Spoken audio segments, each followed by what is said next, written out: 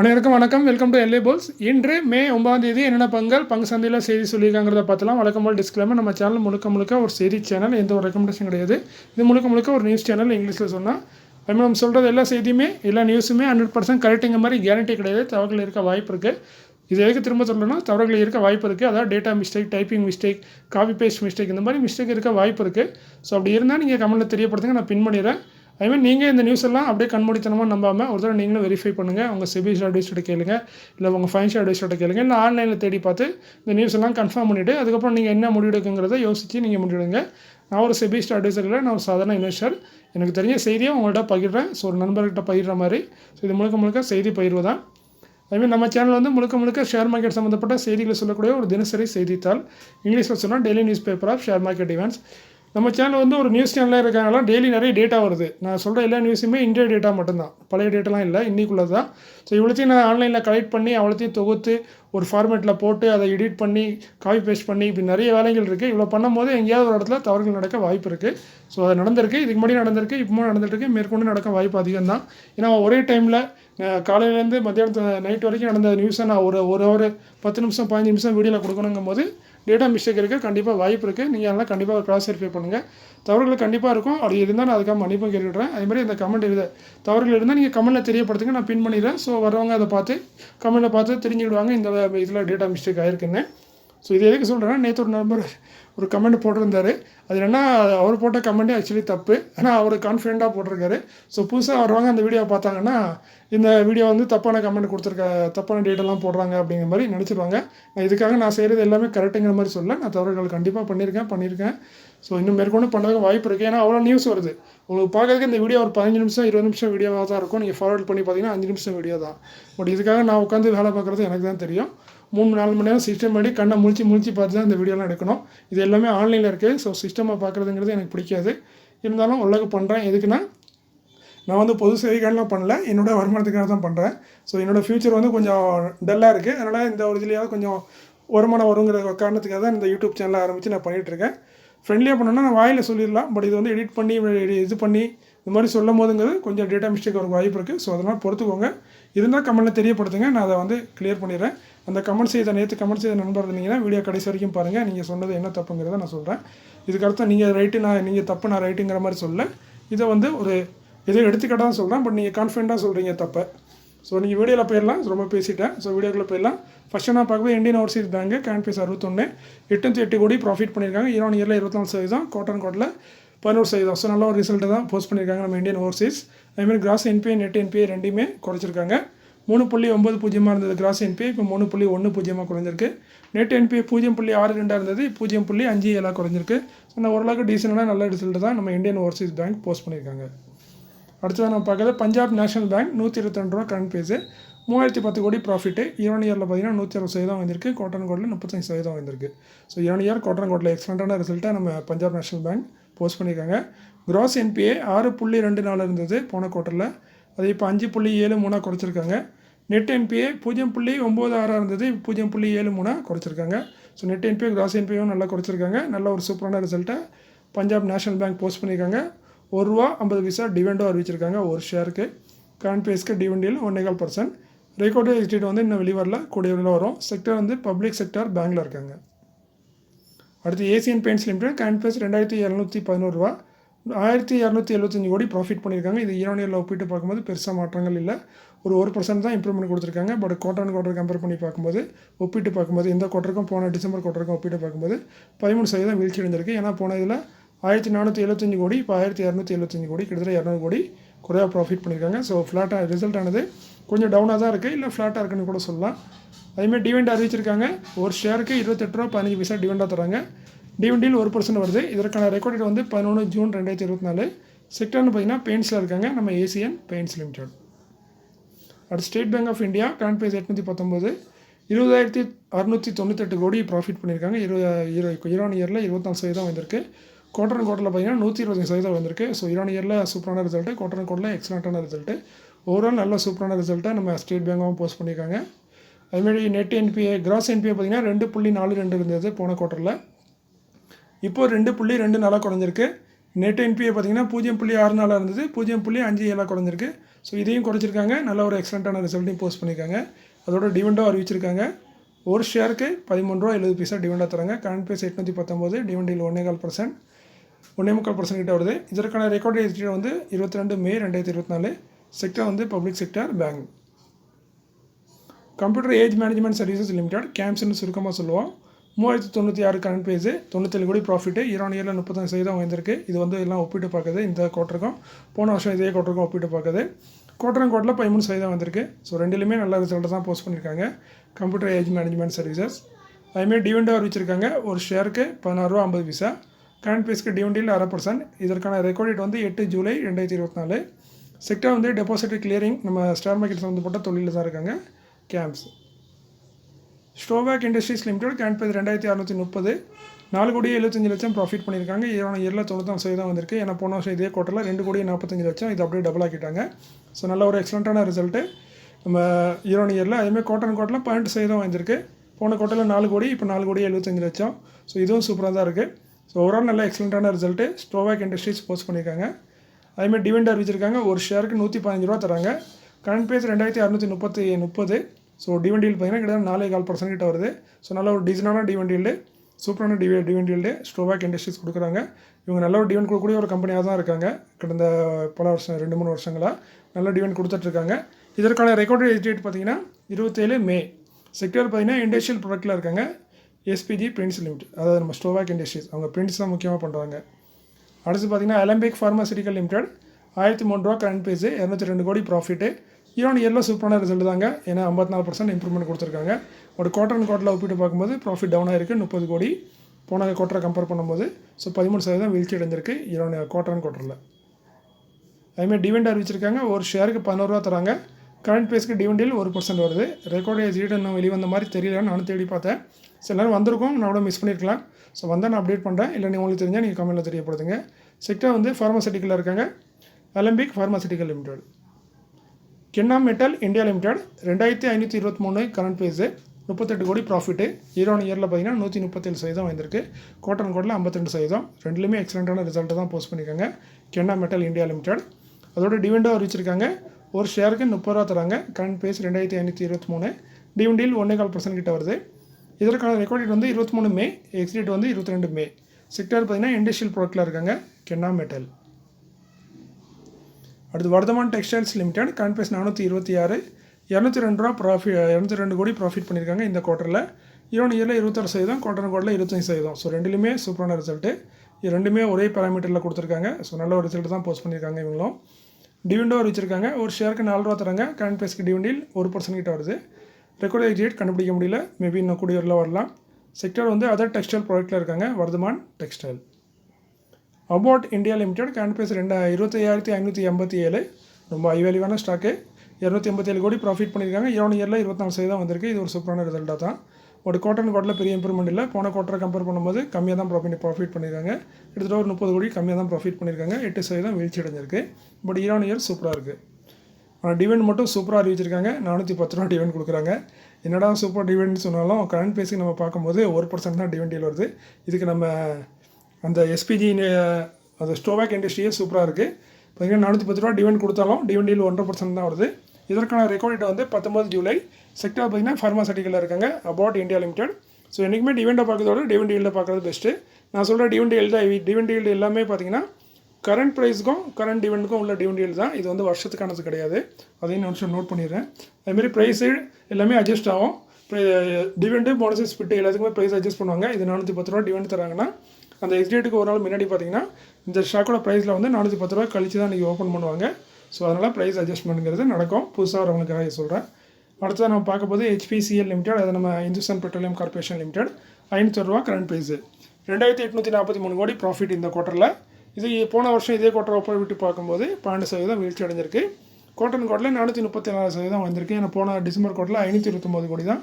So அதை compare பண்ணும்போது 4 மடங்கு உயர்ந்திருக்கு. மொத்தத்தில் கம்பெனி 2843 கோடி ப்ராஃபிட் தான் பண்ணியிருக்காங்க. இதை ஒப்பிட்டு பார்க்கும்போது அந்த வீழ்ச்சியும் உயர்வோம். அதுமாதிரி டிவிடெண்ட் அறிவிப்போம், போனஸ் அறிவிப்போம்னு சொன்னாங்க, அறிவிச்சிருக்காங்க. 1:2 போனஸ் தராங்க. அதாவது நம்ம 2 ஷேர் வச்சுருந்தா 1 ஷேர் போனஸாக தருவாங்க, 4 ஷேர் வச்சுருந்தா 2 ஷேர் போனஸாக தருவாங்க.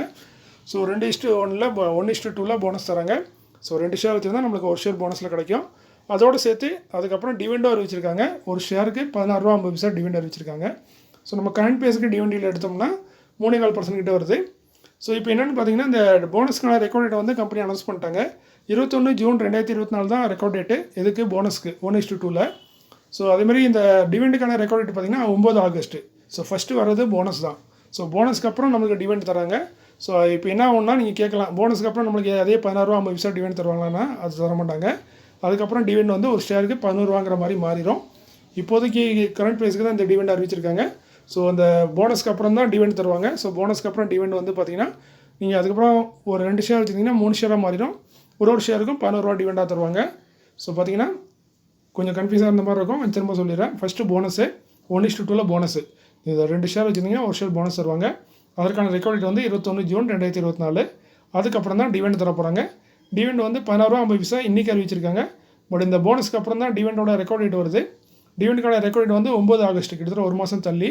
ஸோ அந்த 9 ஆகஸ்ட்டில் நீங்கள் அந்த ஸ்டாக்கை ஹோல்ட் பண்ணும்போது உங்களுக்கு வந்து ஒரு ஸ்டாக்கு ₹11 தான் கிடைக்கும். இந்த ₹16.50 கிடைக்காது.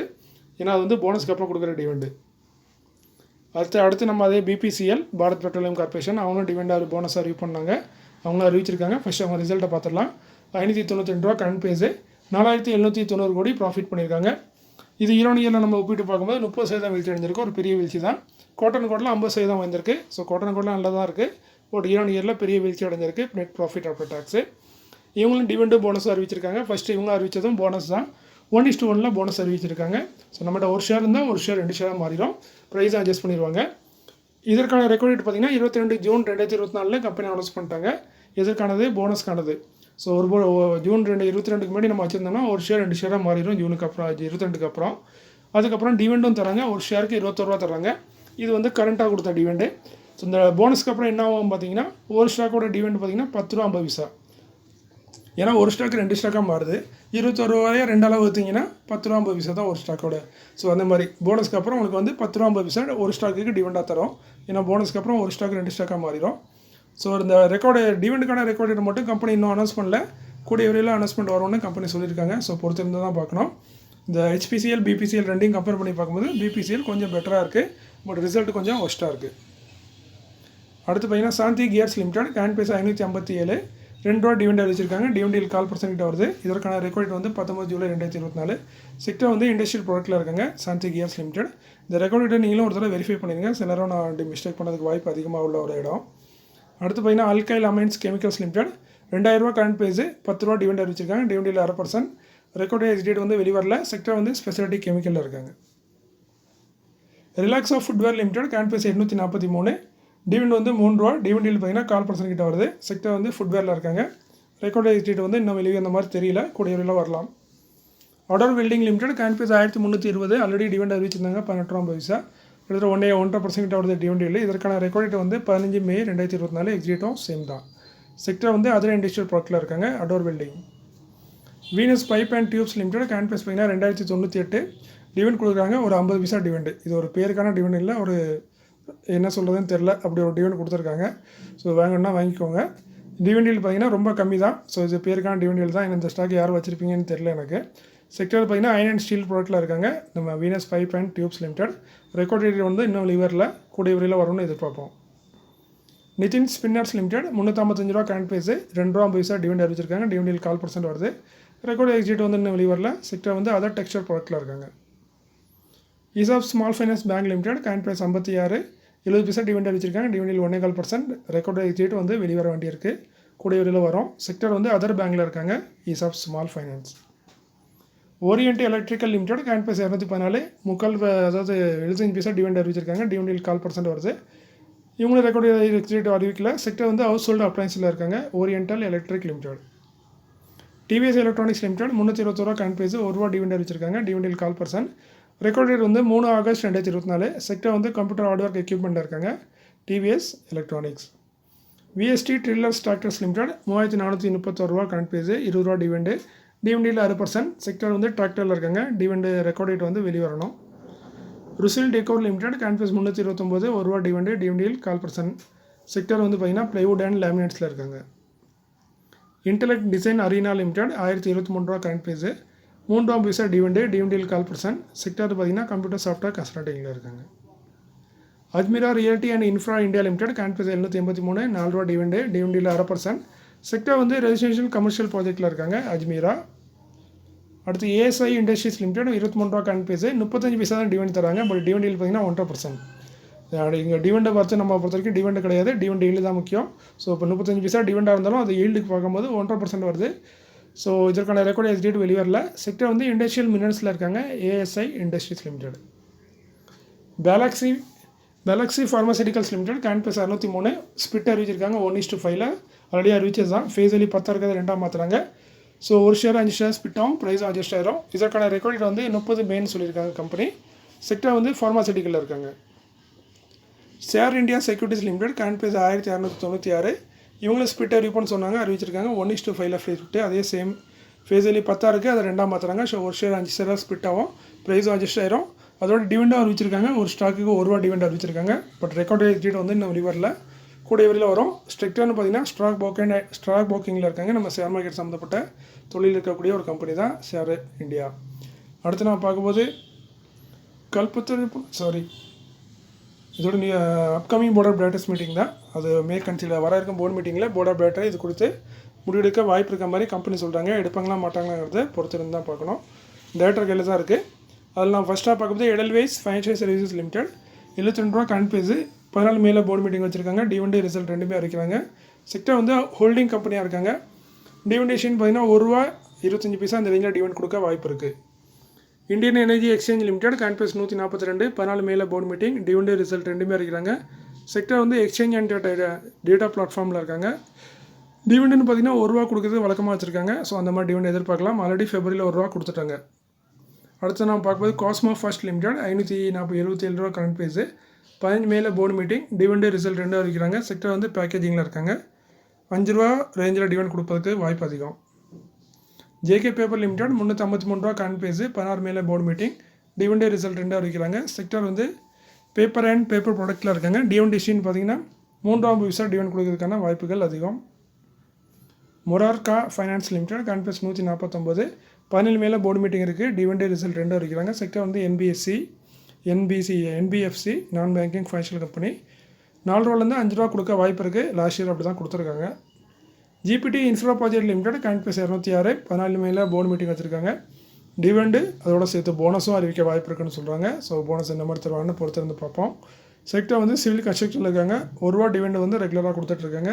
ஸோ ₹1 டிவிடெண்ட் எதிர்பார்க்கலாம். பட் போனஸ் என்னங்கிறத பொறுத்திருந்து தான் பார்க்கணும். கேஎஸ்சி லிமிடெட் கான்பேஸ் 2007 17 மேலே போர்டு மீட்டிங் டிவிடெண்ட் ரிசல்ட் 2 அறிவிக்கிறாங்க. செக்டர் வந்து அனிமல் ஃபீட்ஸில் இருக்காங்க. டிவிடெண்டேஷன் பார்த்தீங்கன்னா ₹20 அந்த ரேஞ்சில் டிவிடெண்ட் கொடுக்கறதுக்கான வாய்ப்புகள் அதிகமாக இருக்குது. பிடிஹெச் இண்டஸ்ட்ரீஸ் லிமிடெட் 336 கான்பேஸ் 17 மேலே போர்டு மீட்டிங் டிவிடெண்ட் ரிசல்ட் 2 அறிவிக்கிறாங்க. செக்டர் வந்து ஃபார்மாசூட்டிக்கல் டிவிடெண்ட் பார்த்தீங்கன்னா ₹4 3 வரைக்கும் டிவிடெண்ட் கொடுக்க வாய்ப்புகள் இருக்குது. அடுத்து எவரெஸ்ட் இண்டஸ்ட்ரீஸ் லிமிடெட் கான்பேஸ் 1162 22 மேலே போர்டு மீட்டிங் டிவிடெண்ட் ரிசல்ட் அறிவிக்கிறாங்க. செக்டர் வந்து அதர் கன்ஸ்ட்ரக்ஷன் மெட்டீரியல்ஸில் இருக்காங்க. முக்கியமாக சிமெண்ட் ப்ராடக்ட்ஸ் அறிவிக்கிறாங்க. டிவிடெண்ட் பார்த்தீங்கன்னா ₹6 தரதுக்கான வாய்ப்புகள் அதிகம். கிளாண்ட் ஃபார்மா லிமிடெட் கான்பேஸ் 1691 22 மேலே போர்டு மீட்டிங் டிவிடெண்ட் ரிசல்ட் 2 அறிவிக்கிறாங்க. செக்டர் வந்து ஃபார்மாசூட்டிக்கலில் இருக்காங்க. இது வரைக்கும் எந்த ஒரு டிவிடெண்ட் தரல. ஸோ பொறுத்து தான் பார்க்கணும். அடுத்து நம்ம எல்லாருடைய favourite stock ITC limited ₹425 current base 23 மேக்கு போர்டு மீட்டிங் வச்சுருக்காங்க. டிவிடெண்ட் ரிசல்ட் 2 அறிவிக்கிறாங்க. செக்டர் வந்து டைவர்சிஃபைடு எஃப்எம்சிஜி டிவிடெண்ட் பார்த்தீங்கன்னா ₹6.25 ₹6.25 வரைக்கும் டிவிடெண்ட் கொடுக்கறதுக்கான வாய்ப்புகள் இருக்குது ஐடிசி லிமிடெட். அடுத்து கேஇசி இண்டஸ்ட்ரீஸ் லிமிடெட் கான்பேஸ் 27,488 ரொம்ப ஐவேல்யூவான ஸ்டாக்கு. 28 மேலே போர்டு மீட்டிங் வச்சுருக்காங்க. டிவிடெண்ட் ஸ்ப்ளிட்டு கொடுக்காம வாய்ப்பு இருக்குதுன்னு சொல்கிறாங்க. ஃபேஸ் வேல்யூ வந்து இப்போ ₹100 இருக்குது. ₹10 இல்லைங்க ₹100 இருக்குது. அதை என்ன வேணால் மாற்றலாம் கம்பெனி. போர்ட் ஆஃப் டைரக்டர் ₹10 மாற்றலாம், இல்லை ₹20 மாற்றலாம், இல்லை ₹50 மாற்றலாம். ஸோ அந்த மாதிரி ஸ்பிட் கொடுக்கவும் வாய்ப்பு இருக்குது. அதோட போனஸும் கொடுக்க வாய்ப்பு இருக்கிற மாதிரி கம்பெனி சொல்லியிருக்காங்க. செக்டர் வந்து அதர் எலக்ட்ரிக்கல் எக்யூப்மெண்ட்டில் இருக்காங்க. கேஇசி இண்டஸ்ட்ரீஸ் இதோட நியூஸ் முடிஞ்சது. அதுமாதிரி நேற்று ஒரு நண்பர் கமெண்ட் பண்ணியிருந்தார். இது மாதிரி நீங்கள் உங்கள் டேட்டா தப்பு பண்ணியிருக்கீங்க, யூஆர் ராங்குன்னு போட்டு மென்ஷன் பண்ணியிருந்தார். ஸோ அவருக்கான பதில் தான். தவறான செய்தி. பிஎஸ்சி லிமிடெட் போன காலாண்டில் லாபம் 95 கோடி, இந்த காலாண்டில் 107 கோடி. டோன்ட் கிவ் ராங் இன்ஃபர்மேஷன், தவறான தகவலை தெரியப்படுத்தாதீர்கள் அப்படின்னு சொல்லியிருக்காங்க. ஸோ கொஞ்சம் டீசனாகவும் சொல்லியிருக்கலாம். பட் ஒன்றும் பிரச்சனை இல்லை, நீங்கள் சொன்னது ஒன்றும் தப்பு இல்லை. ஸோ 95 கோடி போன காலாண்டில் பண்ணாங்களா, இந்த காலாண்டில் 107 கோடி.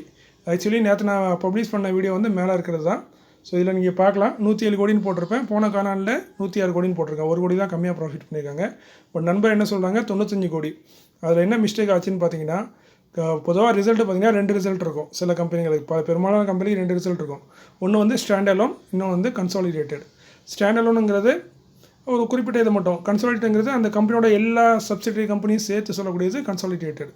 நான் இங்கே மென்ஷன் பண்ணியிருக்கிறது ஸ்டாண்டலோன் மட்டும்தான். இதில் நீங்கள் பார்க்கலாம், கீழே வந்து நான் ஸ்கின்னர்லேருந்து கட் பண்ண எடுத்த வெப்சைட் தான். போன மார்ச் 2024 107 கோடி, 2023 106 கோடி. இது வந்து ஸ்கின்னர் வெப்சைட்லேருந்து எடுத்தது. ஸோ அதே ஸ்கின்னர் வெப்சைட்டில் தான் இது வந்து மேலே இருக்கிறது ஸ்டாண்டலோன் ப்ராஃபிட்டு, கீழே இருக்கிறது பார்த்திங்கன்னா கன்சாலிடேட்டட். ஸோ கன்சாலிடேட்டடில் பார்த்திங்கன்னா இந்த மார்ச்சில் பார்த்திங்கன்னா 79 கோடி தான் ப்ராஃபிட் பண்ணியிருக்காங்க. போன மார்ச்சில் தான் 95 கோடி ப்ராஃபிட் பண்ணியிருக்காங்க. ஸோ நண்பர் இங்கே என்ன பண்ணியிருக்காங்க, ஸ்டாண்டலோனையும் கன்சாலிடேட்டரையும் ரெண்டையும் மிக்ஸ் பண்ணிட்டாங்க. ஸோ அதனால தான் இந்த கன்ஃபியூஷன். நான் சொன்னது என்னை பொறுத்த வரைக்கும் கரெக்டு தான். என்னை பொறுத்த வரைக்கும் இல்லை, பொதுவாக கரெக்டு தான். நீங்கள் சொன்னதில் நீங்கள் என்னென்னா ஒன்று ஸ்டாண்டலோன் சொல்லணும், இல்லைனா கன்சாலிடேட்டர் சொல்லணும். நீங்கள் வந்து ஒரு இது போன காலாண்டு வந்து கன்சாலிடேட்டர், இந்த காலாண்டு வந்து ஸ்டாண்டலோன், இப்படி மாற்றி சொன்னீங்கன்னா தப்பாக இருந்த மாதிரி தான் தெரியும். ஸோ நான் போட்டதில் தப்பு இல்லை, நீங்கள் பார்த்ததில் கொஞ்சம் தவறுகள் நடந்திருக்கு. ஸோ நான் உங்களை தப்புன்னு குறை சொல்லணுங்கிறதுக்காண்டி இல்லை. நீங்கள் வந்து அவ்வளோ தைரியமாக தைரியம்னு சொல்லோட அவ்வளோ தெளிவாக சொல்கிறீங்க இது தப்பு அப்படின்னு. நான் கூட இப்படி சொல்ல மாட்டேன். நான் வந்து இருக்கலாம், டவுட் இருக்கலாம், நீங்கள் கொஞ்சம் கிராஸ் வெரிஃபை பண்ணுங்கள் அப்படின்னு மென்ஷன் பண்ணியிருப்பேன். அப்படி நான் யாருக்காவது கமெண்ட் பண்ணியிருந்தேன்னா நானும் நிறைய பேருக்கு கமெண்ட் பண்ணுவேன். தவறுகள் இருந்தால் கொஞ்சம் தவறுகள் இருக்க தெரிஞ்சுக்கோங்க, இல்லைனா இந்த இதை கொஞ்சம் கிராஸ் வெரிஃபை பண்ணுங்கள், தவறு இருக்க மாதிரி தெரியுதுன்னு சொல்லியிருப்பேன். பட் நீங்கள் கான்ஃபிடென்ட்டாக சொல்லிட்டீங்க இதே மாதிரி 95 கோடி தான் கரெக்டு, நீங்கள் 107 கோடி தப்பாக போடுறீங்கன்ட்டு. ஸோ பார்த்தீங்கன்னா இப்போ உங்களுக்கு புரிஞ்சிருக்கும். ஒன்று வந்து ஸ்டாண்டலோன், நான் போட்டது ஸ்டாண்டலோனில் பொறுத்த வரைக்கும் கரெக்டு தான், எந்த தப்புமே இல்லை. கன்சாலிடேட்டில் வந்து 95 கோடி போன காலாண்டில். நீங்கள் ஆனால் வந்து ஸ்டாண்டலோன்லையும் கன்சாலிடேட்டையும் மாற்றி போட்டுறீங்க, அதனால தான் தவறு. ஸோ நான் போட்டதில் தவறு இல்லைன்னு தான் நினைக்கிறேன். ஸோ நீங்களும் ஒரு தடவை கிராஸ் வெரிஃபை பண்ணிவிட்டு அதுக்கப்புறம் கமெண்ட் பண்ணுங்க. ஸோ இன்றைக்கும் கமெண்ட் பண்ணலாம். கமெண்ட் பண்ணதுக்கு முன்னாடி நம்ம ஒரு தவறு சொல்லும் போது நம்ம ஒரு தடவை ஆராய்ச்சி, நான் தவறு பண்ண மாட்டேன்னு பண்ணால் அதுக்கு மன்னிப்பும் கேட்டுவேன். பட் இது தவறு இல்லை. ஸோ நீங்கள் தான் தவறு பண்ணியிருக்கீங்க மாதிரி தெரியுது. ஏன்னா கொஞ்சம் மிஸ் அண்டர்ஸ்டாண்டிங்கில் போட்டிங்க. புதுசாக யாராவது பார்க்குறவங்க நினைப்பாங்க இது என்னடா இவங்க டேட்டெல்லாம் தப்பாக தான் போடுவாங்க போல இருக்குன்னு நினச்சி இது பண்ணிடுவாங்க. அதுதான் உங்கள் கமெண்ட்டை நான் பின் பண்ணல. இதை நீங்கள் கரெக்டாக போடுறீங்கன்னா கண்டிப்பாக நான் பின் பண்ணி அதுக்கு மன்னிப்பும் கேட்டிருப்பேன். ஸோ மீண்டும் ஒரு நல்ல காலையில் சந்திக்கிறேன். ஏன்னா நீங்கள் ரொம்ப பேசிட்டேன், எனக்கே கொஞ்சம் கஷ்டமாக தான் இருக்குது. அந்த நியூஸ் ரொம்ப நியூஸு. ஸோ மீண்டும் ஒரு நல்ல காலையில் உங்களை சந்திக்கிறேன். இப்படிக்கு உங்களில் ஒருவன். நன்றி, வணக்கம்.